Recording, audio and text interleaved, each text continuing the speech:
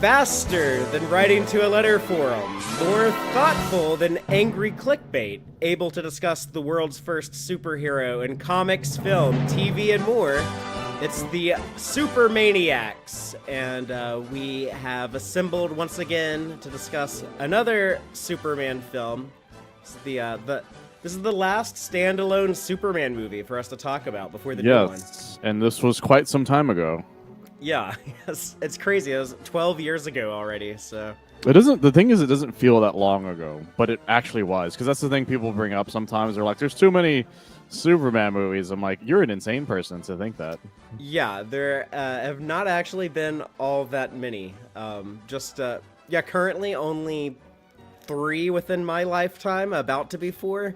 Yeah, that's the same. The thing about Superman is just as weird. People's minds about it are very strange about like how many they think exist, because it's like Batman. Because with Batman, the Batman was a good while ago, but not nearly as long as Man of Steel was. And same with like the many games that Batman has. And they're like, there's too many of these things. I'm like, no, there really isn't Superman wise. yeah, and like with that Matt Reeves movie, The Batman, that was what 4 years ago. It was probably like 3 years, I think, is what but then again, that's my assumption. It's been quite some time since I've even seen that. And so many people are losing their minds. They're like, why isn't the sequel in production yet? They're like so freaked out that they haven't gotten a sequel yet. It's like, yeah, whereas us Superman fans are just like sitting there, it's even been 12 waiting for years. A Man of Steel sequel, because I don't, VVS is a continuation, but I don't count it as a Man of Steel sequel outright. That'll be a fun thing to talk about, though, because I always felt like this movie, as many problems as I have with it, it did end with a potential for a great Superman film sequel, and instead 100%. We got BVS. But yeah, we're going to dive into Man of Steel in just a moment. But we've already covered the all 4 Christopher Reeve movies and the Brandon Routh movie, so if people want to hear us talk about that, you can go find those previous episodes of the Supermaniacs podcast. Before we talk about Man of Steel, just a little bit of news, I guess, on the new movie side of things. There's been some new TV spots. We got what is everyone's saying it's the final trailer, so I guess it's the final trailer. Tickets on sale now. And that Instagram newsletter, I finally figured out how to keep up with that. So that's been some interesting marketing from there. We're getting articles from the Daily Planet. Did you see the latest one? I just got the Steve Lombard one today. I haven't looked at that yet, but I just heard about that. I saw the headline. I didn't really look into it, and I was like, "Oh my goodness!" Either. Did you read the Cat Grant one? Was the one before that, right? That one I did read. The Cat Grant one I did read.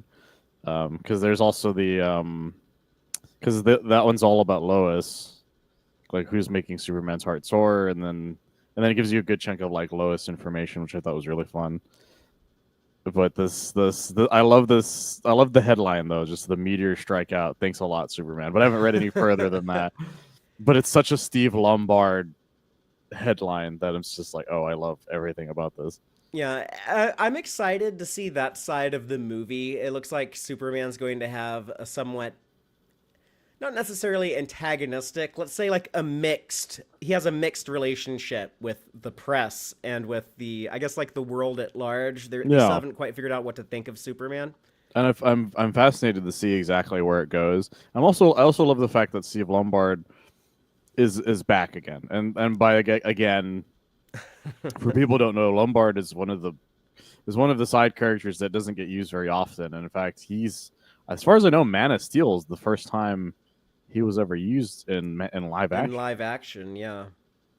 Which is crazy to me that happens, because Cat has been used plenty of times. She disappears after the first season of Lois and Clark, but but she was there at least. Like, well, they did 2 entirely different versions of her on Smallville, so yeah. And then Supergirl, Supergirl is what really changed Cat closer to what people know about her now. And even then, like, Cat just consistently goes from 2 different versions of the character that it's almost whiplash when you have to deal with Cat Grant. It's very interesting because of it. Yeah, but that is one of the things I'm looking forward to in this movie is also like the fully staffed Daily Planet with like a bunch of different personalities and all these reporters that we know from the comics like Cat Grant and Steve Lombard and Ron Troop and people that it would have been nice to actually show off in Man of Steel, but Yes, and Ron Troop's very existence is a hell of a surprise for a lot of people. But Man of Steel, yeah, it had people like. Well, let's kind of get into it from here, I guess. yeah. So let's talk So about this movie that has never been a topic of any divisive conversations. That there's no controversy there's or so heated much about opinions. there's so many backstory things about this that has come up in recent years, or not even so much has come up. It's come up a lot, but it's come up even more than it used to, even more that people are finding quotes and stuff. But we'll talk about some of those as we progress. So the movie itself is my biggest love-hate relationship with anything Superman related, period. Because there's so much to love about this movie, but there's so much to hate about this film that like because I watched it again and I was watching it as I'm watching it I'm like, okay, this beginning, we'll talk about the beginning, which is that Jorel and Lara, Jorel played by the great Russell Crowe, Russell Crowe. and Lara, who I didn't realize until years later, is the woman who plays Vanessa in Daredevil. And if I recall correctly, they had to recast like after they started shooting. They had like a different actor playing Laura for like the first day of shooting, and then they had to replace her or something like that happened. I wouldn't be surprised. I didn't look too deeply on some of that stuff, only because I knew if I looked too deeply on Man of Steel, things would go horribly wrong. And again, I'm not shitting on this movie yet. Because the intro is very interesting because it takes a lot from John Byrne and it twists it in a lot of different places. So there's the idea that like no kids have ever been naturally born on Krypton in like 1,000 years. Everybody's bloodline is like kind of everybody's job is basically chosen for them when they're born, and so Jorel decides that he wants Kal-El to be the first natural born citizen of Krypton, making him even more so the last son of Krypton, even more than he was before. And then it shows him talking to the council. And this immediately I started having issues with some of the way the Krypton is displayed here, is because when he's talking to the council, it's this very bland room, Yeah, with these like ruins, and they're all just sitting in chairs in like weird not weird get ups, because I know the get ups are supposed to make them look more alien, but there's something almost comical about the way the way they look in these high chairs and these high cats and like stuff, and there's nothing else in there. It's just fucking Russell Crowe doing this very eloquent speech and to it's a so bunch of nobodies. self-serious. Like Yeah, this, so much of this movie is so like joyless and self-serious, and like all of this Krypton stuff. So like I think it would have been a lot better if you had like maybe Jorel and Lara when it's just like the two of them. He can like crack a joke to her, or just like lighten the mood, like give me like some humanity or personality. At like some there's point, but only a couple moments where there's kind of like that, and like immediately Zod comes in, shoots somebody dead within seconds, and Jorel's just like, oh, this I want to do things, but I don't want to do it this way. Like there's the movie does a lot of tell, but it doesn't show very well. Specifically Zod and Jorel's relationship, because the movie is very much like these guys used to be friends kind of thing, but you don't really feel it because it's just a few lines here and there, and you never really feel it that much until way later on. And then the movie decides to make Jorel an action hero, which is another weird thing to do. And I don't mean that like the when he just steals the codex, he that part's kind of nice because it's him showing the fact that all this everybody's using these warships that kind of honestly Dune feels like they stole the designs off of, kind of thing. At least well, the movie one. this Krypton steals the designs from like the Space Jockey and Alien and the Matrix with like Yeah, the babies grown in film, and a lot of other stuff. So there's a lot of that, and so he steals the codex, and it shows that he's different because he has like an alien he rides with a saddle kind of thing. The And winged beastie thing. what I did like about the winged beast's design is it shows that, because when the way planes are designed, a lot of times it's like you look at birds and then you sort of make ships or planes based on the way birds are just with two wings. All of their ships have like multiple wings, the way Like Haraka does. dragonfly wings, kind of. Yeah, I and never noticed that. so like it shows that like, oh, this place probably designed their things off of the animals that lived here, and that was one of them. And so he steals the codex, and it shows a lot of the opening also shows that under a lot of Jorel's outfit is just like the normal Superman looking outfit, which is a thing that Zack Snyder wanted to do, which is just that he wanted the suits to be like the equivalent of like an everyday wear thing, where everything over it is just like different things that people wore over their outfits. And then where the opening loses me further is when Jorel beats the shit out of Zod. Because they're like, he was our humble scientist who was so humble he could beat up the literal general of the army with his bare hands. But I mean, this is the guy who directed 300. This is Zack Snyder, so it's gonna have that macho side to it. Yeah, and so they get into a fist fight over and there's so much about this movie that kind of makes me kind of hate Jorel, because as we know in the movie later on, there's an AI that's his complete consciousness, nothing involving Lara. Like, it's clear he probably could have put Laura's into Laura consciousness in there at some point. He just didn't do that. But and the way he dies is almost comical. Like, I kind of laughed out loud the way he died, because Zod stabs him in the side, and then he just slams down like a Looney Tunes cartoon. And then it's so overly serious. Like, it wants you to take the entire thing as seriously as possible. Mm-hmm. Everything's very bland. There's a lot of explosions. Even like the only thing I found interesting as the sequence was going on was the technology that Krypton seemed to have. Especially because it's one of the few instances, I think it's the only instances of Helix in the live action as well. Yeah, so one of the famous Superman robots. I guess before Gunn did it in in the new movie, I guess Snyder was getting some Superman robots from the comics into the adaptations. But... And so she sends off the rocket, and again it has the most super serious but almost accidental comedic moments, which is the Zod and his compatriots like trial essentially. And this is a thing that happened opening weekend, because I went to watch it opening weekend with my brother. So my brother's the one who lost his shit on this. And Simon Pegg made a tweet about it later. So after Zod does his very over seriously speech of like, I will find him, I will find Kal-El, which I find almost comical now because of the way he just keeps fucking saying it and his eyes twitching, kind of thing. I will find him. It's like, okay, I need you to calm down, bro. Is the one they get frozen, because when they get frozen, they look like a bunch of, what's a good way of saying it without being overly vulgar? They end up in a lot of dick ships, is what I always just call them. There are frozen Dixicles that get launched into the ship. My brother, opening weekend, lost his goddamn mind in a full theater, and he was the only one losing his shit. And it turns out Simon Pegg did too, because he tweeted about it like a week later.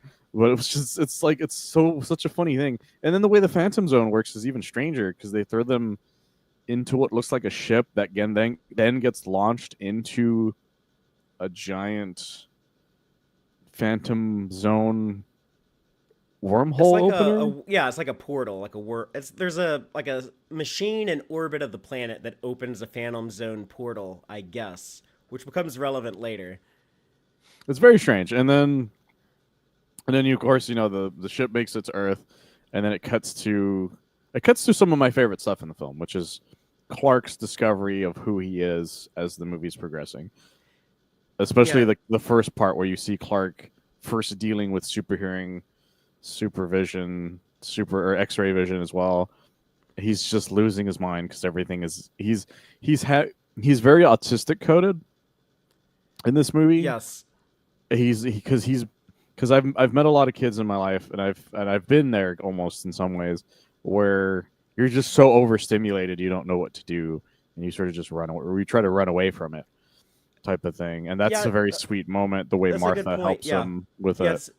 it's like sensory overload with Yeah, superpowers. and so it's like it's very interesting because it's one of the few. Like I feel like I know it's not probably not on purpose, but it is very autistic coded because of the way it plays out in that beginning part with him and Martha.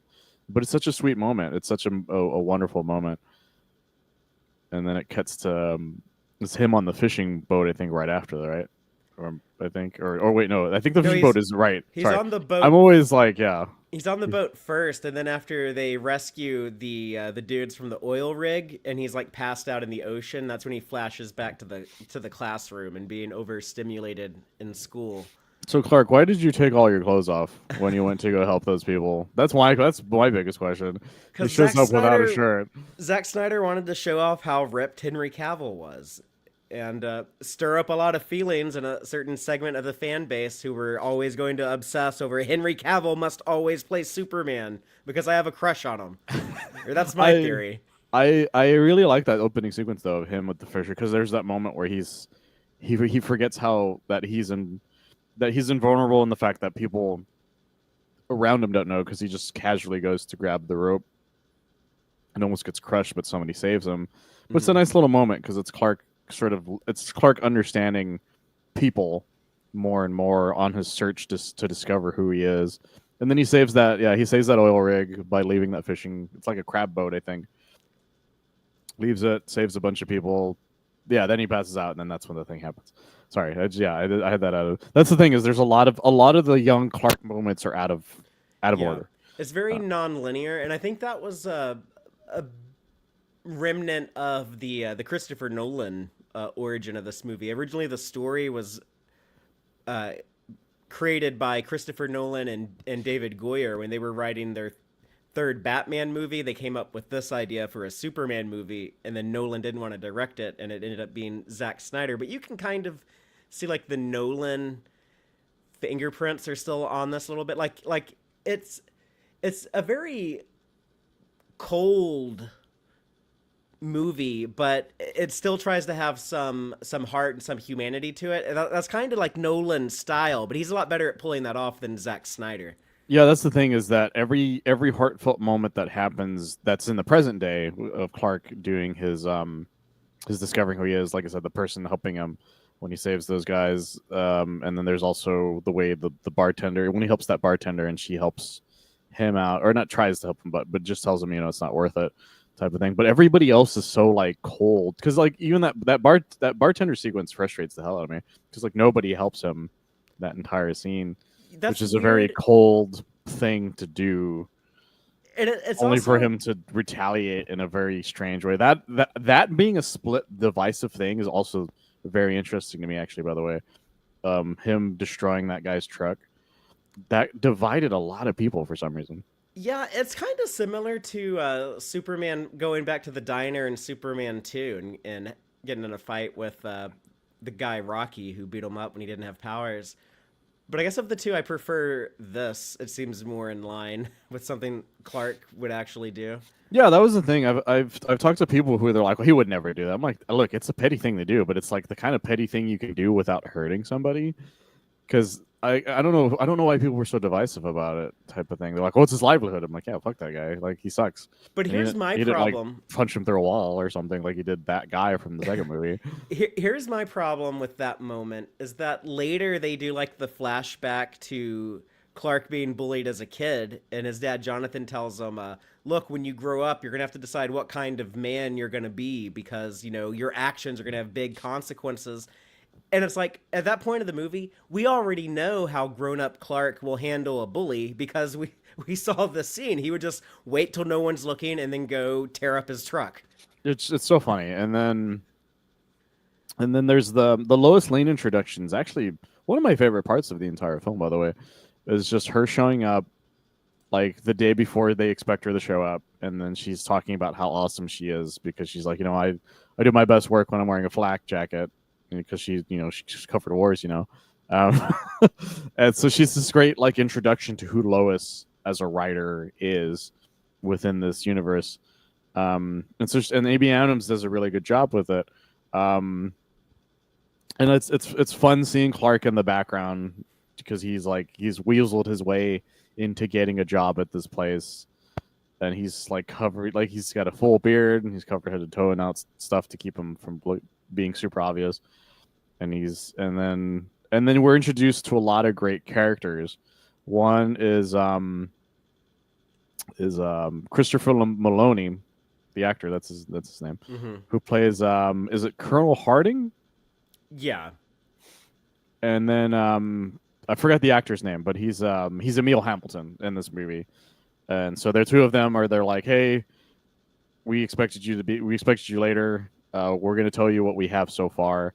And the funniest thing is that the scientist who's explaining to them what's going under the ice is the Emil Hamilton from Smallville. Yeah, yeah. And he was also Gata on Battlestar Galactica. But yeah, it's weird to have like Two dual, Emil Hamiltons. Hamiltons. Yeah.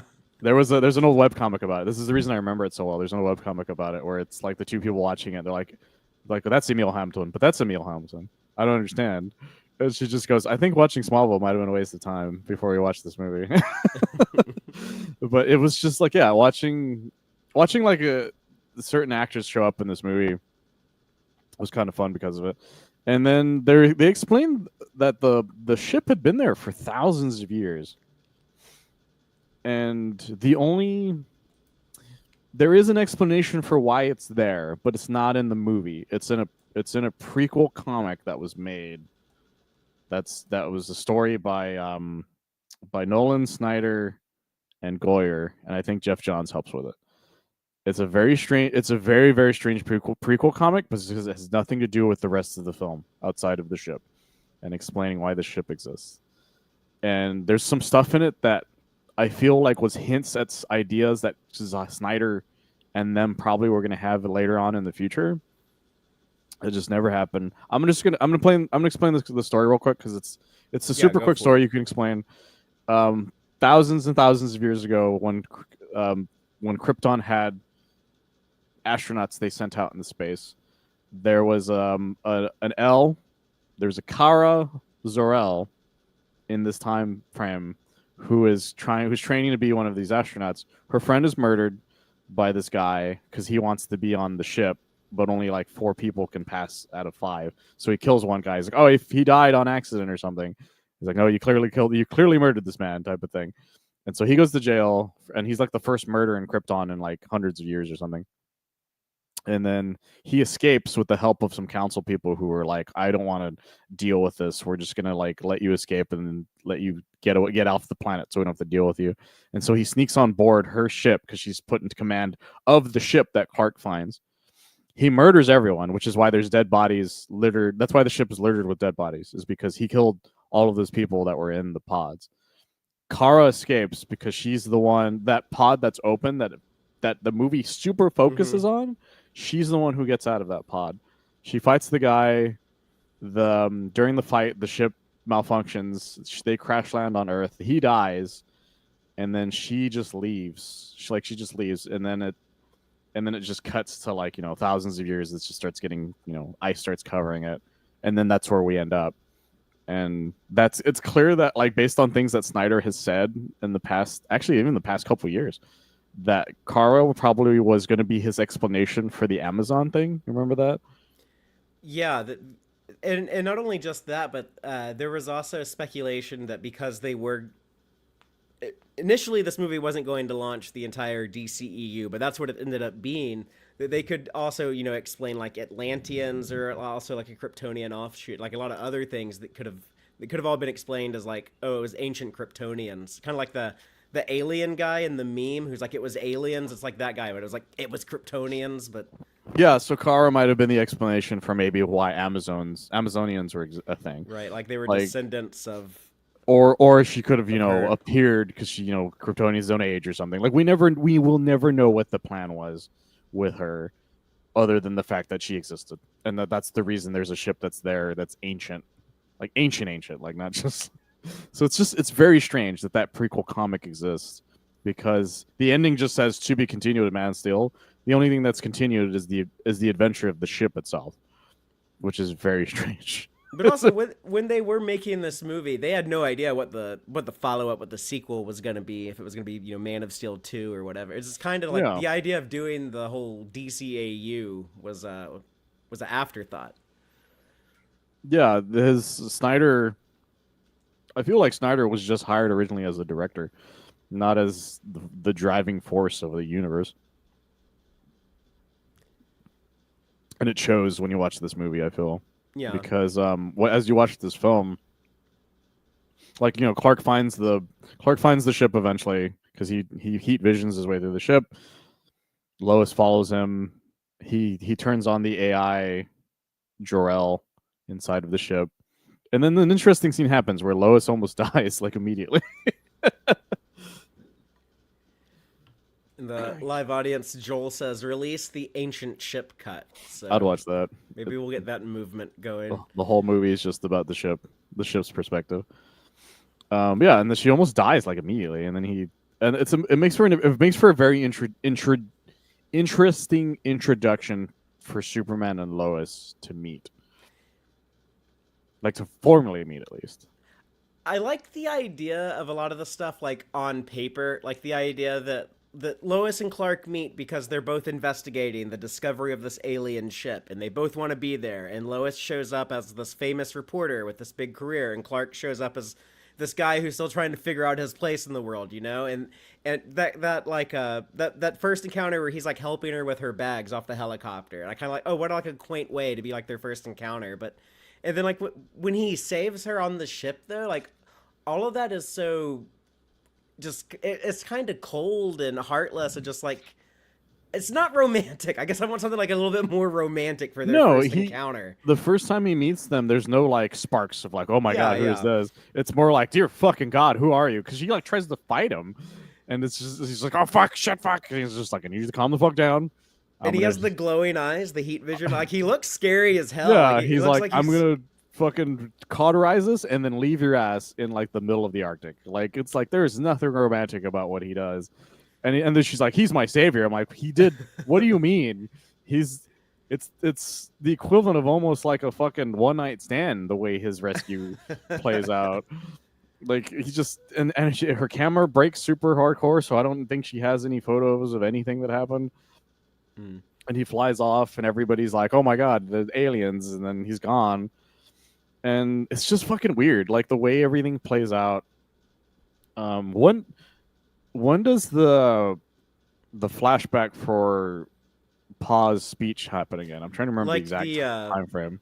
When he says, "Oh yeah, maybe you should just the let one a bus full of people die." Yeah, the moment that loses usually everyone in the movie.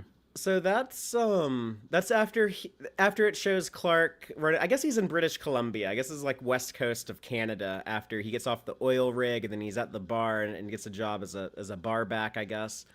But it was around then. That's when we get the flashbacks to Clark saving the bus full of children, and then I think it was supposed to be Lana Lang's mom is the one freaking out about it, saying, "Oh, it must be God. It must be." I think it's Pete Ross's mom. I think because Pete's mom. Because Pete is with her when that happens. Right. She mentions Lana. Yeah, that's what it is. But Lana's there. Like I think because Lana's the one I think that is like.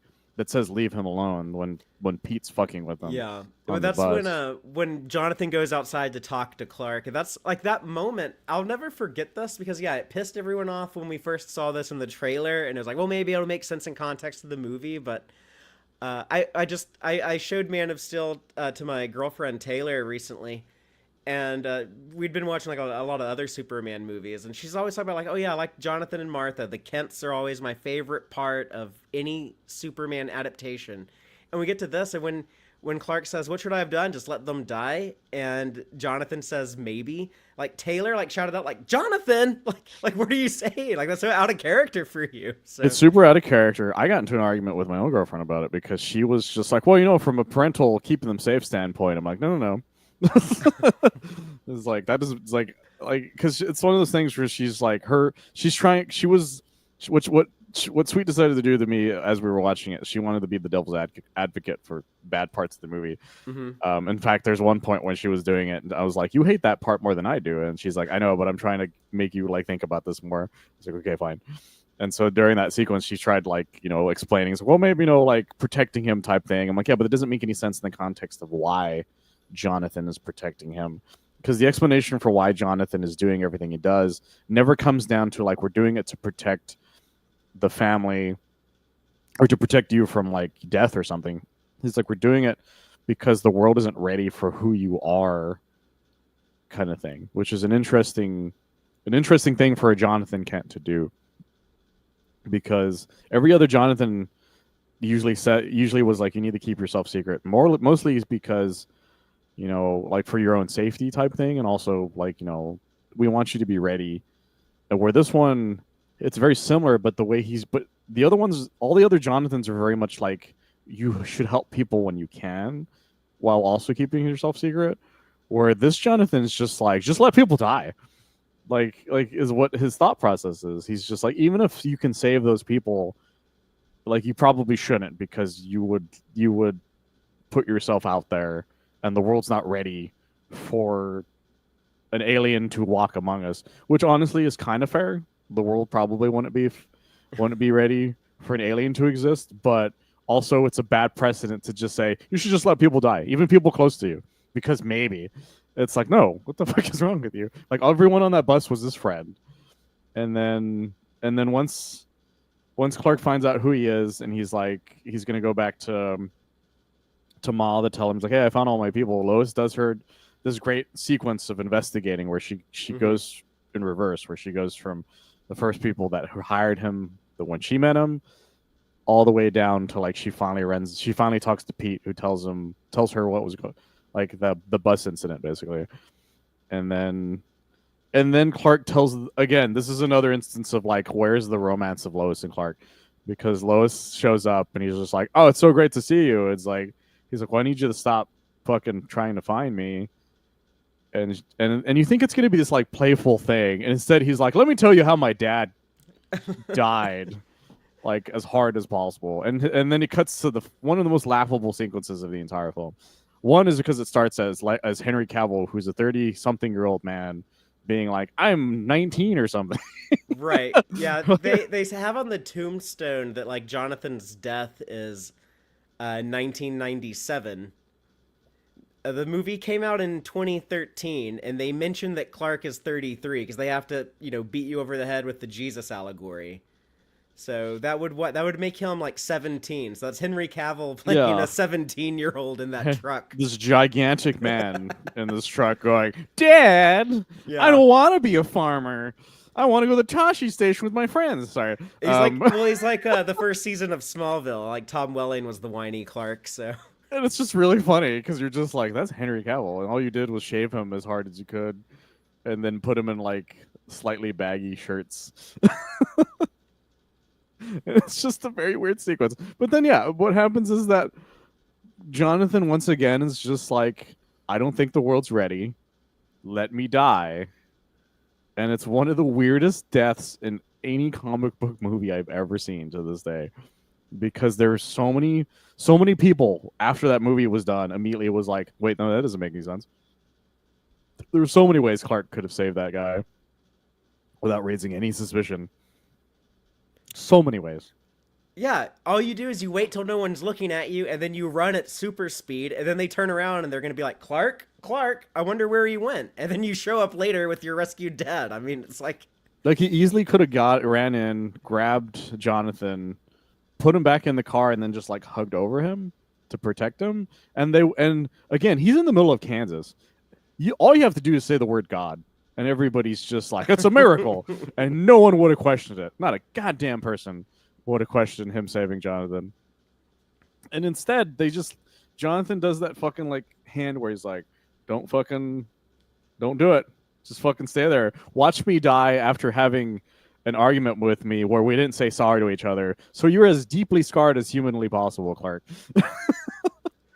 This is why it takes him until he's 33 before he actually becomes Superman, I guess. It's such a shitty move because Jonathan Jonathan literally keeps like it's almost like a father telling your son don't come out as gay for like Yeah, it's not worth it. It's it's like not worth coming out is yeah. what he's telling People are gonna him. be shitty to you. People are gonna be mean to you. Just stay in the closet where it's Stay in the safe. closet where it's safe. Let me die so you stay in the alien closet. I It's would like I would rather die than people know that my son is gay. Basically. exactly. It's like what, Jonathan? No.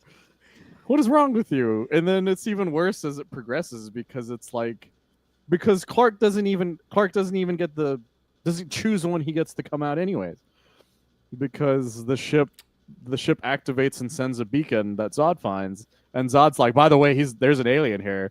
It's, well, fuck, Right. Yeah. So he's outed by Zod. I like never thought of it that way. But... he doesn't even Jonathan's death matters so little that he doesn't even get the chance to be the one to be like, here I am, Earth, like the way Jonathan thought he would.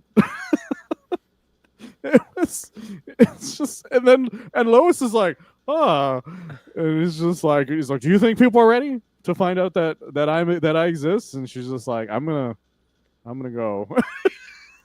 There's nothing romantic about their entire relationship for so much of the movie.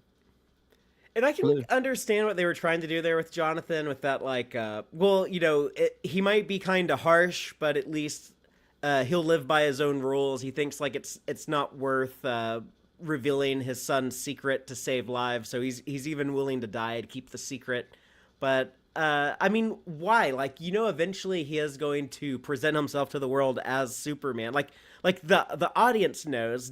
David Goyer and Zack Snyder and Christopher Nolan know when they're coming up with the story. So it just seems like a really odd choice to. Well, not only that, there's so many amazing sequences that Kevin Costner, when he does get the writing, he does a very good job with Paul. Yeah, no, One that of was them, good casting. He's a great one of Jonathan them Kent. is right after the maybe scene where he shows Clark the ship. It turns out it's the first time he ever shows him the ship, and it's this sweet moment where he's like, Clark is so distraught by all this, and he's just like, I just want to be your son. And he's like, but you are my son, but I need you to understand that you're, But this is the other thing that annoys me about Paul is that Paul keeps hammering it into his head. He's like, you're so different. You're so different than everyone else. Remember, you're different. It's just like he's like, "Wow, I need you to calm down. You're making this kid have a horrible life by just telling him no one will ever be the same as you. Like you're shaking this child, like you're reminding him as much as possible he doesn't belong here. It's so weird."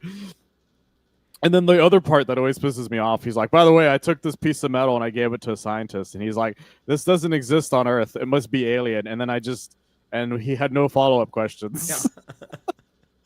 Yeah. It's just like, what? Like, if anything, Jonathan, you were the closest to having him gotten discovered pretty quickly. Yeah. That's a good point. Yeah, if you're willing to die to keep a secret, then why the hell would you do something like that? I never thought of that, but yeah, that did always seem weird, though. That did always seem weird, like the dialogue.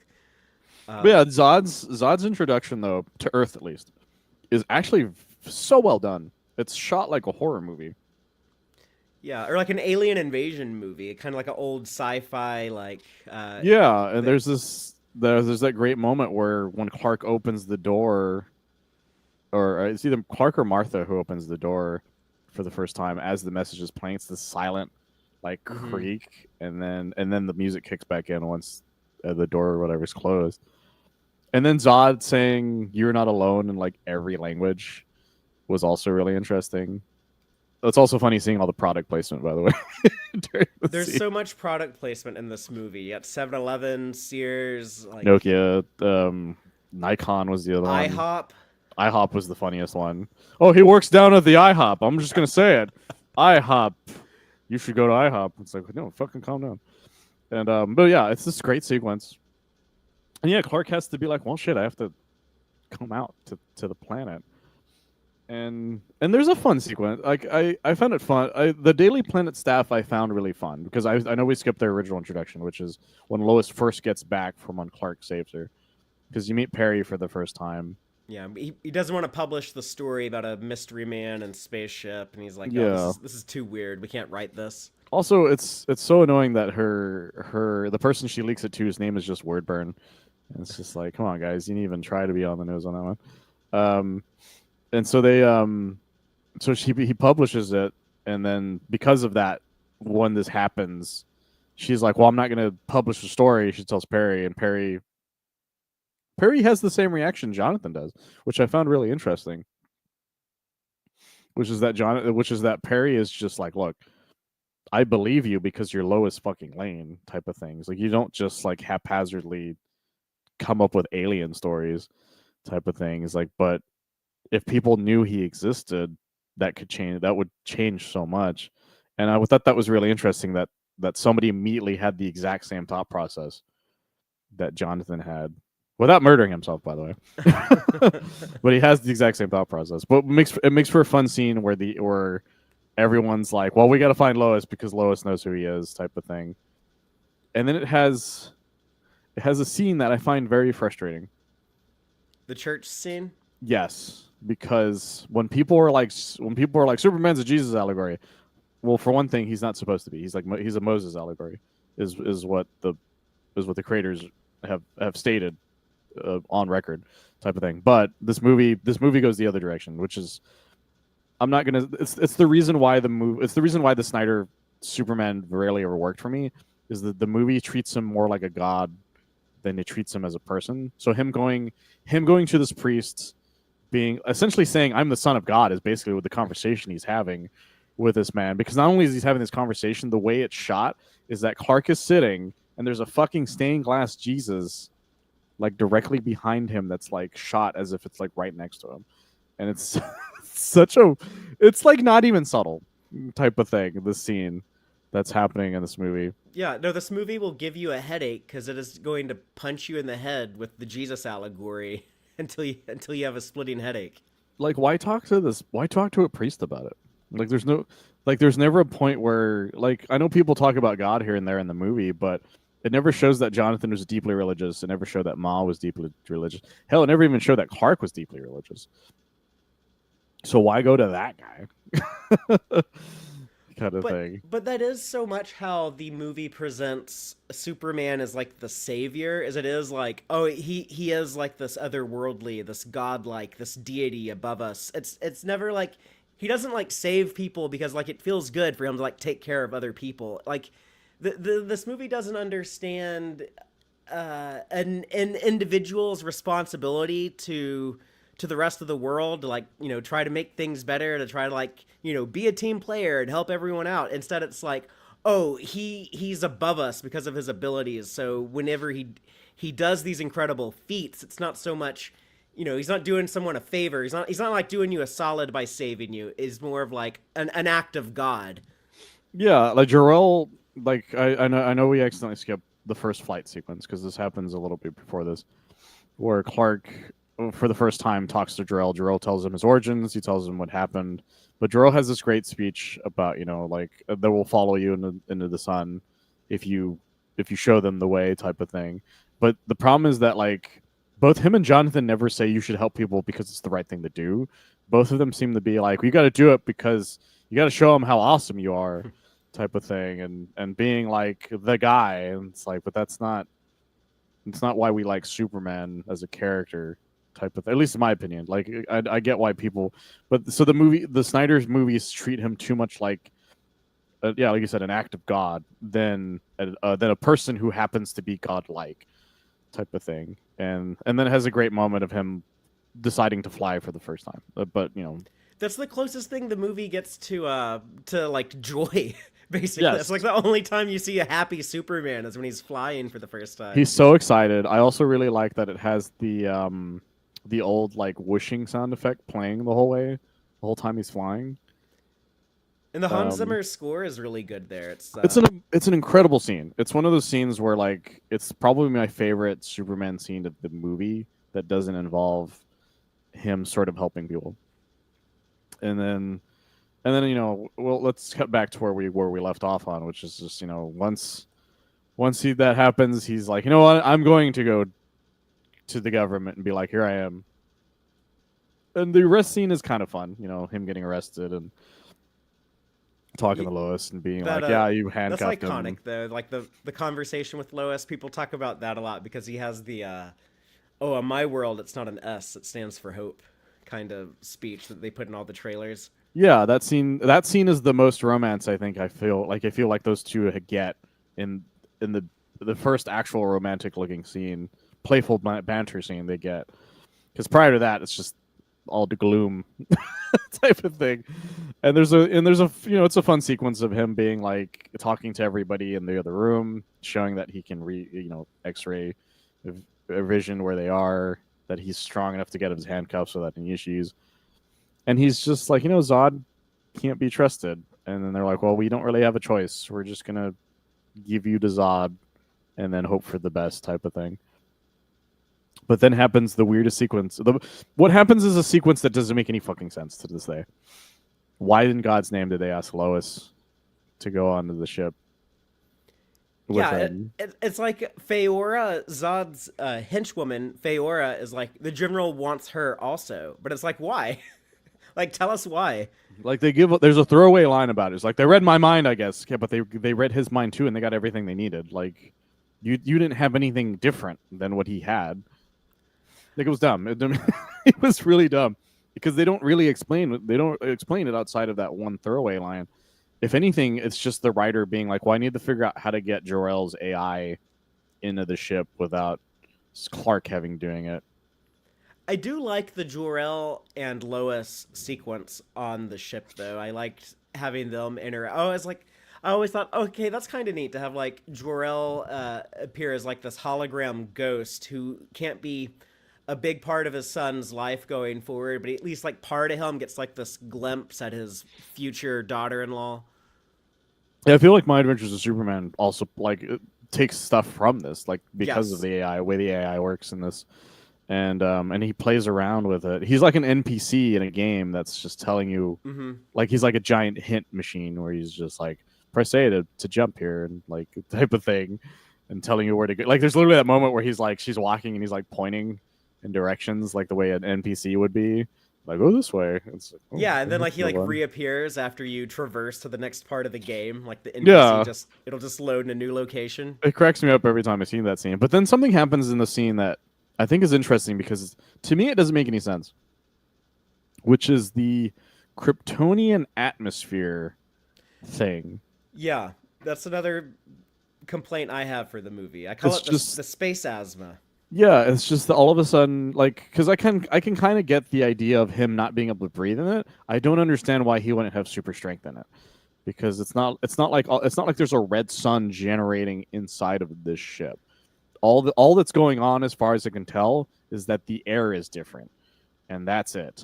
I have a theory about that, though. I have a theory that when Christopher Nolan was still involved with this movie, he didn't like kryptonite for some reason. He was like, "Oh, that's too weird and sci-fi. I want to be more grounded and realistic." Let's say it's like their atmosphere is different or something like that. He wanted to make it more scientific. That's my theory, but I've That would always make hated some the sense. space asthma that like Yeah, he gets space asthma. He can't breathe. He starts coughing up blood, and it makes sense in some ways because like his body had to get used to Earth's atmosphere because it's hinted at by Ma Kent when she talks about him as a baby that he had a hard time yeah. breathing. And it also explains why these Kryptonians, they're not all like instantly as strong as him when they come to Earth. It kind of takes them a while to get used to Earth's environment. But Yeah, but it also is very strange because like that doesn't make like it's an like it being the atmosphere doesn't make any sense to me because that's how the sun is supposed to be the explanation for why he has powers, as well as I know they mentioned the tensile strength of his bones and all that stuff and his muscles and stuff, which makes even less sense why it wouldn't work the same. Again, it doesn't make any sense to me. But we get what I found interesting about this movie compared to something like Superman 2, as well as other stories that just involve sometimes Kryptonians escaping the Phantom Zone, at least up until a certain point, which is that there's a lot of them. There's not just like three Kryptonians. There are like he has like a tiny militia essentially of Kryptonians living on that ship, and it's just fascinating. Like and Zod talks about he's like once the planet exploded somehow that projector wormhole spit us out, and then you see it like broken in pieces, as they're watching Krypton's remains, and they find all the stuff there. And so it's him, Feora, Jack Sawyer is there. I think that's like the first live action Jack Sawyer that I can think of, as well. Who for you guys who don't know it, most things and most comics show that Jack Sawyer is the reason why space travel was outlawed on Krypton for most of the time. But I don't think that's the case here. I think he's just an evil Kryptonian.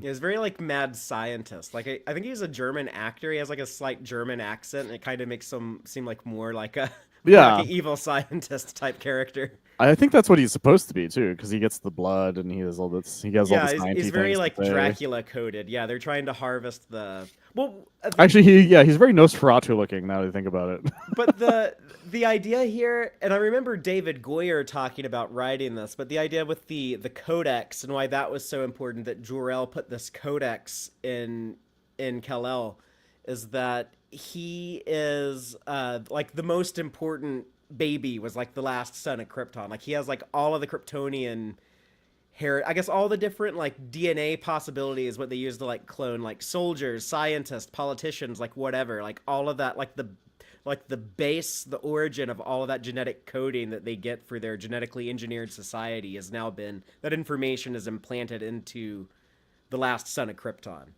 Yeah, and it makes for a very interesting idea for why he's even more important, like you said, than he would have been normally. And then it has a very interesting scene, which is the in the mine sequence between him and Zod. Clark. Oh yeah, Zod, the nightmare. Which is it's a very interesting scene. One because it's interesting to see Zod with a cape, not because he wears a cape when he has the armor on, but it's the only time in the movie you see him with the cape without the armor in the entire movie. And so he's wearing his like the way Superman's outfit is, except he has the cape with it instead of the way the third act is, where he doesn't have the cape. Yeah, he's basically wearing the black suit from. I've never seen the Snyder cut of Justice League, but that's what Henry Cavill comes back to life in. He's in like the black suit with the cape, right? It's very like that. The only difference is the symbol isn't silver. Mm-hmm. The whole thing is black. And he's telling Clark about we're gonna make Krypton again, and it makes this really haunting scene of Clark among all these skulls, and Clark realizing he's like, oh, this is fucked. But it's an interesting thing because it plays with the idea that Kryptonians can read people's minds, which I found interesting because that is something comic book wise that gets brought up every now and then, just not super often. So there's a lot played with that scene. And then the way Jorel gets his powers back, he just turns on the AC essentially by making Earth's atmosphere, I guess, inside of it. It doesn't make any sense why it would gain his powers back. The same way it wouldn't make sense why his powers would go away from him being able to breathe correctly. It just doesn't make any sense to me. Yeah, like they already had Kryptonian robots. They should just have let's have robots do this procedure in a room with kryptonite. There's a lot of ways, or a red sun thing, because they all knew they lived on a red sun. Yeah, so have a red sun thing pointed at them. The red solar them. lamp above them. Yeah, and then just have it turn on to yellow or something. And instead, it's just you can breathe now, I guess. It's like, what? That is okay, fine. And then the biggest Jesus allegory outside of that, where he just goes the cross thing as he jumps out the ship. But as ridiculous as that moment is, part of me, I have to be honest, part of me, I kind of get into that though when Russell Crowe is look down there upon the earth, you can save Lois, you can save all of them. And the Hans Zimmer music really picks up there, and everything works except for the T pose. But then he does the Christ pose for no reason, and that's just that's the overkill that ruins it for me. Yeah, everything else works. Even the way he turns around and flies down to save Lois is a really great scene. And I like how powerful he seems when Jorel just says strike that panel, and he just kind of casually. Yeah, and it just explodes. Slams his hand into the wall, and the whole half of the spaceship is knocked off. That looks cool, and there's so much strength. There's so much strength to him physically in this movie. And he flies, he saves Lois, and then has the giant fight scene once he saves Lois, because it turns out as he was there, the Zod went to go confront Martha to figure out where the ship was, because they assume before they find out about the Clark thing, they assume that the Codex is inside of the ship, which then has a very interesting fight scene, because this is something I really appreciate about the film, which is that it's obvious while you watch the beginning of that fight that Clark has never been in a fight in his life.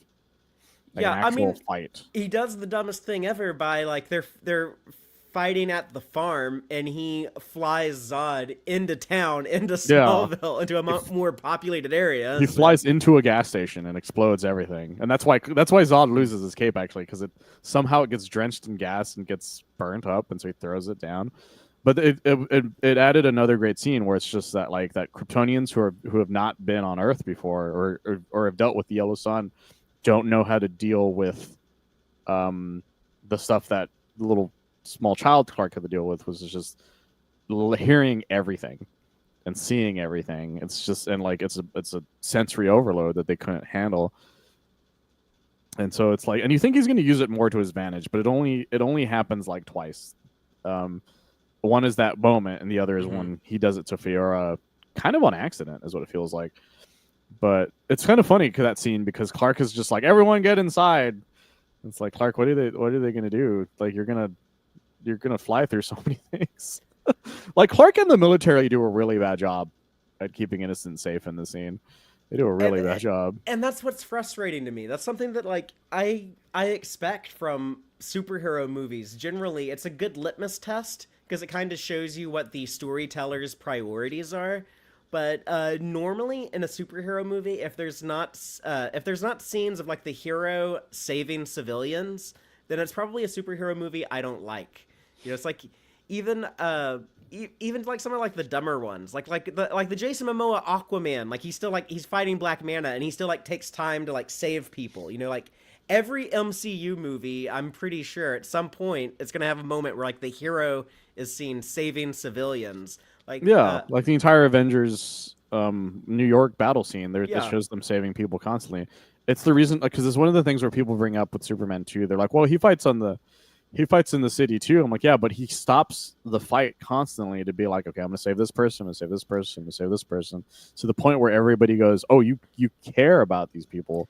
Where in this movie, Fiora's like, oh, you care about these people. I'm like, does he? And then her dialogue is so whack too in this part. Stupidest line that when she's like, you have a sense of morality, that's why we're gonna like. I mean, like, first of all, y'all are fighting to preserve Krypton. Like, from your perspective, that's the moral thing to do. Yeah, like, and she says it's an evolutionary trait. I'm like, that's not a thing. That doesn't make any sense. That's not how evolution works. It's so dumb. Like, David Goyer doesn't know anything about biology or morality. And they fight in that fucking IHOP. They've landed that IHOP.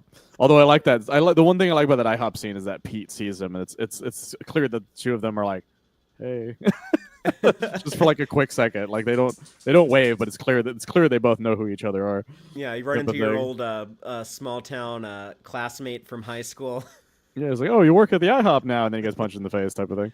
Yeah, and then and there's it has that great scene though that this is something I've heard about this movie a bunch of times, is the vision that they had, which is that that's Superman can get punched so strong, the only thing that can stop him is a safe, him running into a safe, and that's the thing that happens, is he runs into a safe, because that's like a vision they had. In fact, that was the first image. Is him with that safe, except it's much more of like the promo image is much more of like a badass look, whereas in the movie it's more like, oh god, stop punching me.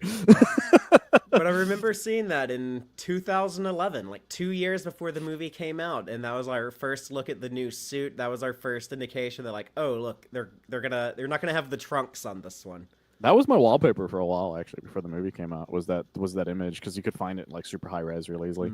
But speaking of the shorts thing, the thing that a lot of people on the Snyder side who are always like, trunks are stupid. That's always funny to me that they say that, because Snyder tried desperately to make them happen in his movie. It's just that he never found a way of making it look good to him, and so then he finally scrapped it. And it took a while, apparently, in the production for him to finally be like, okay, I can't do this anymore. I need to remove them. And honestly, it's for the better for his version of Superman. Because as much as I love the trunks on Superman, I don't think Snyder could have made that work. I wish that it had something there to break up the color. Like if they gave him like a red belt or something, or kind of like how Yeah, the he way doesn't have a Superman and full Lois, belt. Yeah, like the way Superman and Lois handles it. yeah. Superman Lois does a great job of handling it, and then Rebirth after that made a wonderful version of it where it's red and it has a gold symbol in the middle. Where this is just like there's no actual belt to it. It's just a yellow circle in the middle and like a little bit of curvature that sort of meets. It's almost the way the Amazing Spider-Man suit was, where it didn't have enough to break up the blue, in my opinion. But it looks. It's the Man of Steel. The Man of Steel suit is my favorite of Henry Cavill's suits because he has 3 suits in the movie technically. Yeah. Which is this one, the BVS into Justice League one, and then the black version of that one specifically. And even then, that suit doesn't technically exist. They CGI'd it black because they didn't want to give Snyder money to make a black suit, which I always find really really funny. But that scene is really weird because the government is they're fighting, they're shooting all these missiles and stuff in a small town. Clark is getting his ass handed to him the whole fucking fight. He saves like maybe 2 people. Yeah, he saves like one of the army or air force personnel. And then Harding, and then that's it. And everybody else like dies a horrible death. Like people explode in this movie. Like if for people who don't know that, there's the scene where I'm assuming it's non. They never give most of them names. Or that guy ejects and then he just explodes into jelly. like that's it's weird because you don't there's something gross. There's something gross about the way people die in this film. And I don't even mean the scene by itself, is because that guy explodes into chunks. I think when she does the like quick punches, other people also explode in the chunks. Like for some reason, people just keep exploding, and I guess that was somehow their way of keeping it from being R. It doesn't make a lot of sense to me how that works, but sure. The Kryptonian that you were saying you think he's probably non, but are you talking about like the big like 8-foot tall guy? Yeah, the gigantic guy. So because he's the one who fights him in Smallville. His name is actually Nam Ek. Really? Yeah, like I think it was supposed to be like a Dragon Ball Z type of like in joke or something. I kind of like that because every fight is a Dragon Ball Z fight, by the way. Every single fight. But I do like a lot of the Smallville fight. I think a lot of it does look impressive. But yeah, like there's moments like people blowing up and stuff like that just ruins it for me. It's very similar to, a lot of people praise the Batman v Superman warehouse fight when you have Batman fight a warehouse full of goons, and it is like cool and choreographed well and all, but then like he does stuff like like grab a shotgun from someone and then shoot them in the face, or like throw a grenade in a closet and blow people. It's just like, yeah, there's that blood splatter on the wall when he throws that guy. Mm-hmm. Those little moments ruin the sequence for me. Yeah, and that fight is like pretty tame to what happens later. And then the whole point of that is, one, is it's total product placement, that one fight scene, and 2, it's to show that the government trusts Clark from then on. Right, the Colonel has a turning point where he's like, oh yeah, this guy ain't so bad. He's not so bad. He's our friend. And then another sequence happens that my girlfriend actually doesn't like, which is that the first person to call him Superman is some random army dude on the phone. Mm-hmm. Like she's like, who named him Superman? Because it's like hinted at that maybe Lois did, but like Lois isn't there, so why? Yeah, it's like they deny her moment. It's like they set it up. It's like they put like the golf ball on the tee, and then like they reach back with the golf club, and then at the last minute they just pick up the golf ball and move it and hand it to some rando guy. Yeah, it's just like, what? Okay, that's how you find out he's named Superman. And they just it's a throwaway line pretty much. And then there's the plan of, because Jorel had told Lois because the other reason she's on the ship is so she can find out how to figure out how the MacGuffin works, basically. So she's told her the MacGuffin works. They decide the world engine is now terraforming the planet to be more like Krypton. So Clark now has to go destroy that before they can do the MacGuffin to send everybody back, because otherwise they can't get to the ship. And then comes, it has a fun sequence of Clark trying to destroy this thing. The problem is, during that sequence, is probably one of the most violent sequences of any superhero movie I've ever seen, which is just the world engine destroying like half of Metropolis's population or something. Because people are just like screaming and slamming, and it's just horrifying. Yeah, Like, there's nothing fun about that third act. it's like Zack Snyder watched like video footage of like 9/11 and the towers coming down and people scrambling around at ground zero, and he's like, okay, I'm gonna like do this on steroids for my movie. Like, It's brutal. It's a very brutal scene, like where everybody, like, there's no way to be like, oh, they all were fine. It's like, no, those people are like, again, probably exploded every time they landed, type of thing. And it's horrifying. And there's like, so you can't even have fun with that scene because you show Jenny, who's their Daily Planet intern, almost die. She's crying profusely. I always assumed that was supposed to be like Ginny Olsen, that they were like gender bending Jimmy Olsen. That was the thing that everybody was upset with at the time because they thought that was what was happening. But Snyder went out of his way to explain, no, she's not. She's not a Jimmy Olsen gender bent because I'm going to shoot Jimmy Olsen in the face later. Right. So it's actually even worse. Oh, Sledge, exactly. Sledge says exactly what I'm saying. Yeah, Sledge Where the world E2 engine in the is live just, audience. and it's just all of the fun is sucked out of the movie the same way all the color is already sucked out of that film. But that's the other thing. This movie has no color whatsoever. They're like, he's blue. I'm like, is he? I can't really tell. I think it's blue, type of thing. And so he saves the day, kind of. After that, another scene that happens that pisses me off, only because I don't understand why they did it, which is that they kill off the Colonel and Emil Hamilton so fast. Mm-hmm.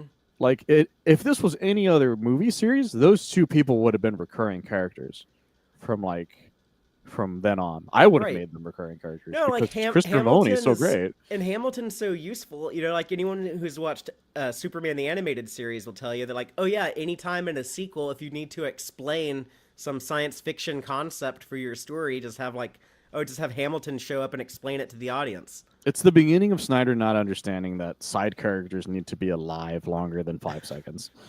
Because the man does not know how to do that. Like, nobody, I think the only side characters that have survived in any of those films was Lois and Alfred, and that's it.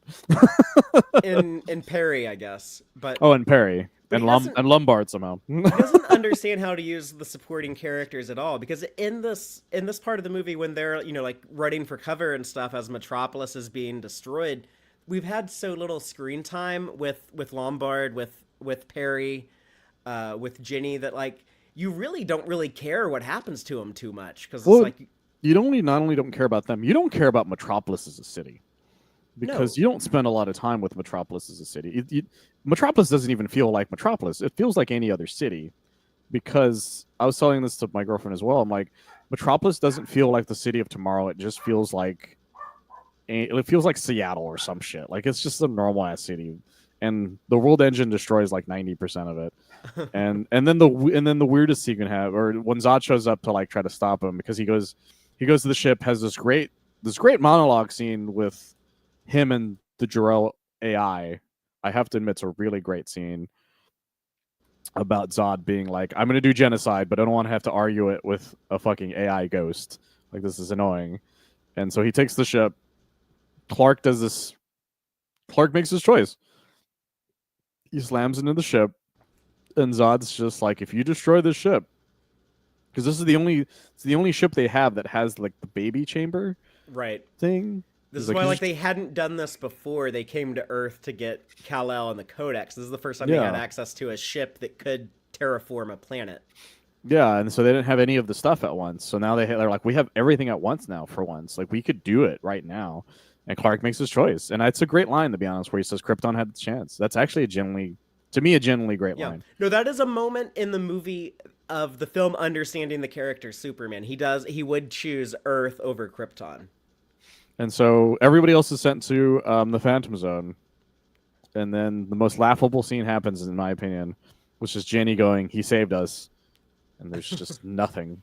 Nothing for miles. Like, they're standing at ground zero. And then him and Lois make out in the middle of ground zero. Which is also weird. It's like... It's like, what? What the fuck just happened? I don't understand. because there's nothing. It's not like it's not okay.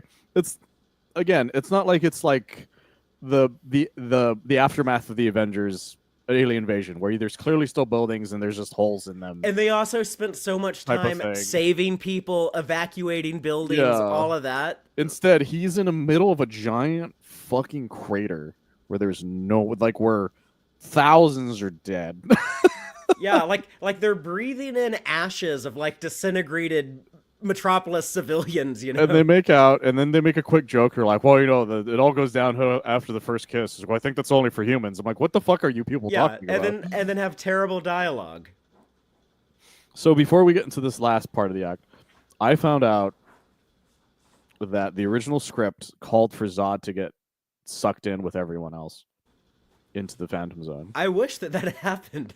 That was the original script idea, but Zack Snyder, in all his infinite wisdom, decided to argue for the fact, well, we need one large battle, and then I want him to do what he does, and we're going to talk about it once we talk about that scene. But the fight scene is so frustrating because Clark doesn't save anyone the entire fight. They're getting thrown through things. Things are exploding. He never once stops to try to stop something to stop damage. When Zod throws that fucking fuel truck at him, and he just moves out of the way, and the building explodes behind him, he turns around and goes, "Huh." Yeah, he's just kind of staring at it. He's like, "Oh, that's weird." And then, and honestly, before that, when Zod has his very large speech, this heart-wrenching speech that he does about himself, and it cuts back to Cavill, and Cavill has a look on his face of like, "Did I leave the oven on?" Like that's what he looks like. He looks like he doesn't give a shit about anything Zod is telling him at that exact moment. I mean, maybe he doesn't. He probably doesn't, but it makes for a really, really jarring juxtaposition between these two people. One having this emotional fucking mental breakdown, and Clark is just like da da da da da, just like singing in his head. He's like, "I just made out with Lois. That's weird." And then this fight goes on for like a good while. It's a giant Dragon Ball Z fight that happens in the middle of, and I want to say middle of Metropolis because somehow Metropolis has grown in size even more so than what we were shown before, because all of a sudden there are a bunch more buildings outside of the point of ground zero that clearly affected like 100-mile radius. Yeah, they needed some more buildings to knock over. And then there's the implications, the implications of what's going on in that fight. You see the LexCorp signs, you see the Wayne Enterprise stuff that's going on. There's one joke though in this fight, and there's an actual joke. If people don't remember this, you know which joke I'm talking about, right? I don't know if I do. There's a joke when he lands in the construction site. Well, there's a sign that says 10 days since the last accident. Yeah. And Clark slams into it, and the one falls off. And that's the joke. The joke is that there's an accident now. There's no, and then Zod takes off his outfit and reveals he can fly, and then the scene goes on longer, and then the thing happens, the sequence that we all know, and depending on who you ask, depends on if it's love or hate. For most people I know personally, it's hate. Everyone who loves this is purely online, has never read a Superman comic in life, or they always bring up one specific comic that nobody liked even at the time. So Superman snaps Zod's neck. Before we talk about how stupid of a scene that is, I want to talk about how the writing is what fails Clark more than anything else, because I've been asked this before. What would you want Superman to do after that? I don't know, because the writing Kryptonite doesn't exist yet. The atmosphere thing isn't a thing that he can just generate, and the ship's broken. So, like, if anything, all the writers did was paint themselves into a corner because that wasn't originally in the script type of thing. And so they just sort of haphazardly decided to do it. And the reason they did it, it's still the dumbest thing I've ever heard in my life. Zack Snyder, in all his infinite wisdom, because then people found him saying this again fairly recently, which is he's like, why would Superman know that killing is bad without having done it? And I don't buy that. I don't buy that that was the original concept. I think that's something he came up with like after the fact, No, after they did this. and the reason why it doesn't make any sense is because that makes it sound like Zack Snyder killed somebody. Yeah, yeah, He's like, Zach. How do you know then? how would we know murder's bad without having done it? You know, well, you got to try it a few times, Zack Snyder. And then the movie has a very strange epilogue, which is that, like, you know, it's a sweet moment where he's like, well, Pa Kent knew you would be a superhero, and it's that kid with the cape that Pa is looking at, which is a very sweet moment. And then the scene that shows the scene that shows what we could have gotten as a Superman movie from then on, which is the personality that he has when he's talking to that general before he leaves. Like, he has smiles on his face. He's joking. He looks confident. He's not depressed. I like that conversation, but even with that, I have a big complaint with that. He talks about being from Kansas. Oh, It's that's like, the thing. Is he's American as fuck in that scene. but he's really loosey goosey with the secret identity stuff. It's like, Yeah, but so is Lois, because you remember when he first saves, or he goes to where Martha is, she's yelling Clark at the top of her lungs, and that cop is right behind her. yeah, it's like the cop took this famous reporter Lois Lane to Martha Kent's house and saw Lois call Superman Clark, and Superman like tells us, General, I'm from Kansas. Like, it wouldn't take that much work to figure out that Superman is Clark Kent. The entirety of the Snyderverse didn't make a lot of sense when it came to his secret identity because of how often Lois will yell at Clark in front of people. Oh yeah, yeah, it happens in Justice League too, I guess. Yeah, when he comes back to life again, she's surrounded by cops, and then there's and then let's talk about the actual snapping of the neck. Actually, before we continue, let's talk about that. How it happens. The framing of it doesn't make sense. It's like, couldn't Zod just like move his eyes? Exactly. Like Clark is holding his head, but he can like move his eyes to the right. All he has to do is look to the right. Those people could have moved at any point. By the way, it's not like they're cut off from escape, especially when he first starts doing it. They could just sort of like shimmy around it super easily, by the way, or duck, because it turns out he can't look up or down. So it's like, what are we doing here? And the yell at the end, it's this heart-wrenching yell at the end after he does it.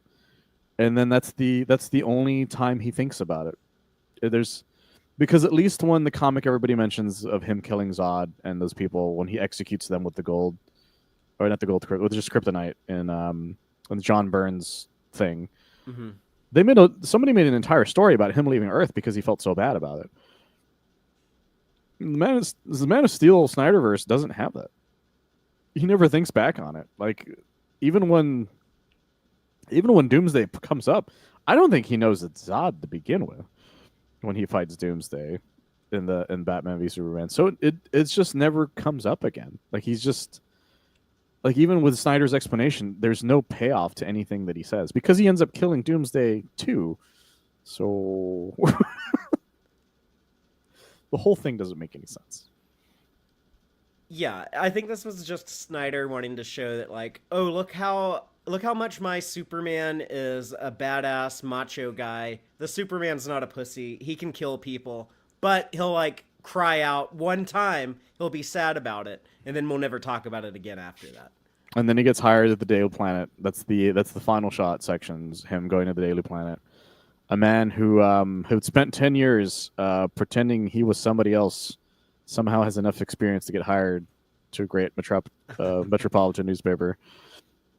I assume Lois pulled some strings and just didn't let him know. I don't think he used her as a reference because Perry is like introducing Lois like, oh, here's our new reporter, Clark Kent. I want you to show him the ropes. So it doesn't make any sense. Like, how did Clark get that job? I don't know. It doesn't make a lot of sense to me. But I don't. It's one of the only things I have to, put my disbelief from because it happens in stuff all the time. That's not the only time it's happened, type of thing. But it is funny when you think about how Snyder was very much about realism. That's the one of the most unrealistic things of the entire movie. Yeah, it's like selective realism. Yeah, and then the final swelling of the music happens, and if you're like me, you sat in that theater thinking, did Superman just kill a guy? And they wanted it to have like that same type of ending as like the Nolan Batman movies. Like at like the end of that when they flash the title on screen, like Batman Begins, like that meant something. The Dark Knight Rises, like all of those moments like really meant something. And you can tell they were trying to do that here and just It falls yeah, they flat just on its fall on face. their face. If anything, it feels more like you're like, and you're just sitting there, like, especially as us being big Superman fans, because there's so many people who accepted this film, but so many of us who were giant Superman fans excited for this film, just sitting there going, "What the fuck did I just watch? That Like, was my what the fuck was initial that?" reaction. And in 2013, I had such high hopes going into this movie. I thought that it had like a lot of potential, and I really, really wanted this to be good. And then my first reaction, the first time I saw this, was extreme disappointment. I did like it more when I rewatched it after that, but yeah, it really let me down that first Yeah, viewing. I was so excited. I watched it. I was so bummed out. I watched it again. This is a movie I consistently keep rewatching. And every time I rewatch it, my love hate relationship stays exactly the same. I love so much of this movie. I hate so much of this movie. So by the time I'm done with it, I'm directly in the middle. Like I like it more than Superman Returns because of that somehow. But that doesn't mean I like it more than I should. I was gonna ask you which one do you prefer out of the two? Because at the time I preferred Man of Steel to Superman Returns, but now when I rewatch these, I like Superman Returns more than this one. And I think because there's so many of the Zack Snyder things in this movie annoy me and I would go on to be bigger problems and BVS, and then like the whole Snyder cut debate around Justice League, and now like this whole like hatred to any other version of the character that isn't Henry Cavill. I think if I had to erase a Superman movie from history, I would pick Man of Steel, even though there's a lot in here that I do like. And No, don't get me wrong. I also hate all those things you just mentioned. But as a standalone Superman movie, I just like Clark more in this. mm, He's just so much like I genuinely find Clark a nice character in Man of Steel. But the problem is that every movie after Man of Steel, that personality is just gone. It and just we doesn't exist. Like outside of the Joss Whedon Justice League cut. Every other Superman movie he's in outside of this, he is so depressed. He doesn't like, and he has these very weird moments. Even this in the Snyder Cut Justice League, he's so unimpressive. In fact, he's darker in that Justice League Snyder Cut because he's so brutal during those scenes. It frustrates me because I see the vision. I see the vision of like a darker Superman universe where he is still the brighter part of it, but nobody did anything with it. but the potential was there, and like I've always said, like if this movie had a good sequel, then I would remember it a lot more fondly. I would look back on it with a lot more kindness. Like there was so much potential here at the end of this, because we never see Clark at the Daily Planet, just like that last scene. But like we never see Henry Cavill be Metropolis Clark. All of that stuff. They could have done whatever the hell they wanted in the sequel. Instead, they made my least favorite movie of all time with BVS. But Yeah, the potential was there. and the extended cut shows some of the Clark being a reporter, but again, he looks so depressed the whole movie. Like even when he's trying to be like a good reporter, he just looks like he doesn't even want to be there, and it's just frustrating. You're like, man, I wanted to see where the adventures continued from that Superman at the end of the last movie. He was kind of jolly and kind of having fun with the fact he's like, I'm a superhero now. I'm here. I'm finally open to be who I am, and I'm happy about it, type of thing. Instead, we cut to like It's that scene like that you see sometimes where you're like, look how happy you were, and look at you, and then like it's like a picture of like a super happy guy, and then it cuts down. It's just the super depressed like retail worker type of thing. It's like that meme if you've ever seen that one Yeah. type of thing. Like it's like that. It's like Man of Steel is that, and then they put it down, and it's just all the other Snyderverse Superman stuff, and you're just like, man, what happened to you, dude? and this is the last movie that had any chemistry between Amy Adams and Henry Cavill, Yeah. even if it's like a little bit, because there's not a lot. There's not much. There's not a lot. There's not much, but it is there. Because after that, it's negative 100 the entire way through. God damn this fucking movie. I don't know what to say outside. There's so many other things we could talk about that involves Snyder's input, the things that they decided to do, but a lot of them are just they just feel like empty things. They're empty promises that Snyder had. Because every time I hear Snyder talk about what his vision was, I see it, but the movie doesn't explain it to you, and that's why this movie fails. Because everything that he thinks he's saying, that movie's not saying. And that's part of, I think, the appeal of the like the hashtag restore the Snyderverse movement is that whatever you can imagine, like that's what the Snyderverse could have been, you know. It's like, oh yeah, of course that's going to seem so much cooler and greater than anything that's actually being made and coming out, because it's all imaginary and made up and just hypothetical, and you can imagine it, you know, whatever the hell you want, you know, like Brainiac and Doomsday team up to fight Superman, or what, you know, whatever the hell it is you want, you can just like imagine like, oh, that's what would have happened in the Snyderverse. Yeah, that's the issue I have with the I think it's McQuarrie. Was that the name of the director? Yeah, the Mission Impossible guy who wanted to do Man of Steel 2. His pitch, no one knows what the actual pitch was. He just said it would have been great. That's all he keeps saying. And everybody's like, I can't believe we were robbed of such a great pitch. I'm like, you don't even know what that pitch is. You have an imaginary thing in your head that it was going to give you a blowjob when you walked into that theater. And we don't know that. No one knows what he won't tell anybody what this pitch was, other than that he thought it would have been great. He hints at some things. He's like, would have been this whole opening montage, is what he said. That's all we ever got out of him. So it's like, no, we don't know, because they're waving it like as if James Gunn robbed them of that, when that was decided long before James Gunn was ever in charge of DC. Like they all said no to that. Like not him. Like how is that his fault? But I'm glad that you bring that up, though, because this is like the last time we'll be able to reflect on Man of Steel before our new David Cornsweet Superman hits the big screen in a couple of weeks. So I am thinking that just based on the popularity of this movie already, that this is going to be a more this isn't like a bold prediction or anything, but I think that this new movie will be a more popular, more crowd pleaser type film, and a lot of that madness about like, no, it has to be Henry Cavill, we have to bring back the Zack Snyder vision, I think a lot of that is going to fade away starting very soon.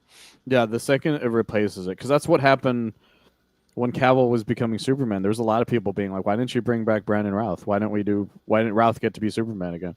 Every time. It's the only reason we never said it about Christopher Reeve, because it was physically impossible.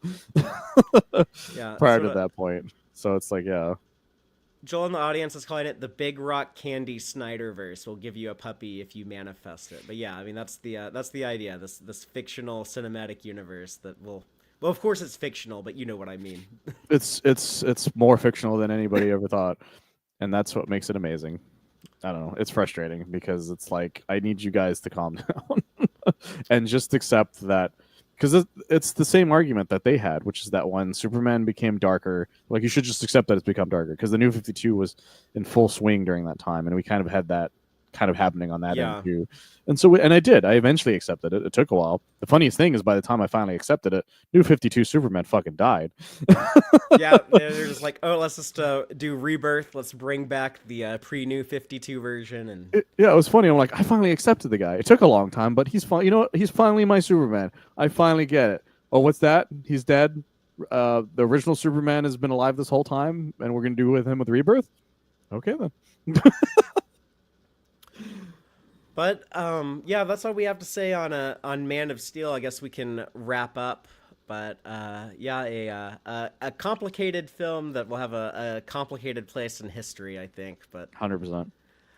I'm looking forward to talking more about the new movie. Like I said, like it's going to be here in like basically 2 weeks at this point. So at some point we'll have to list what our hopes and fears for that movie are before it comes out, and then we're gonna have a lot of fun talking about it after it's out. So Yeah, I'm very excited. I super my if you I don't know if you guys can see it behind me. It's behind my head, I think. It was my Superman and Crypto finally came in. So I have the figure for it now. It's right here. People can't if nice. people audio wise can't see it, but I'm pointing directly at it. It finally came in. It cost me a lot more than I anticipated. That's because everything went up in price. But I got lucky because it's like really hard to find again. At least online. I'm sure people can maybe find it, physically. But there's all the figures are apparently out. You can find them at Walmart's and Targets and all that stuff. So go out and try to get those figures. Man of Steel also had a lot of this because that's the other thing people argue. They're like, Man of Steel was for men. It's like, yeah, but they also still made a lot of children toys. Man of Steel that had the exact same insane shit those old school figures had. So But yeah, the movie merch is out. Also, some cool things happening in the Superman comics. The second issue of Slott's Superman Unlimited is out now. New story arc in Action Comics. Mark Waid is telling Superboy story, like classic Superboy, like Clark as a teenager calling himself Superboy. So I think it's so funny that they're just going to do that. They were like, we can just do that and not question it. yeah, it just goes back and forth on if that's in continuity or not, I guess. But currently it is. So okay, let's have fun with it, I guess. Yeah, I'm very excited to see where that goes. And there's also a new Crypto series out and a new Supergirl series. Just I think they're on the second issue now, but Yeah, there's the Supergirl one is in the second issue, and then I know Justice League is still going on. They're almost done with their big first crossover story since Wade started writing for it, and apparently it's supposed to have huge repercussions on the Superman title proper. So we'll see how that goes. well, it is the summer of Superman. So, but Yeah, we'll be back to talk about more probably comics and movie related stuff. But until next time, as always, keep it super, y'all.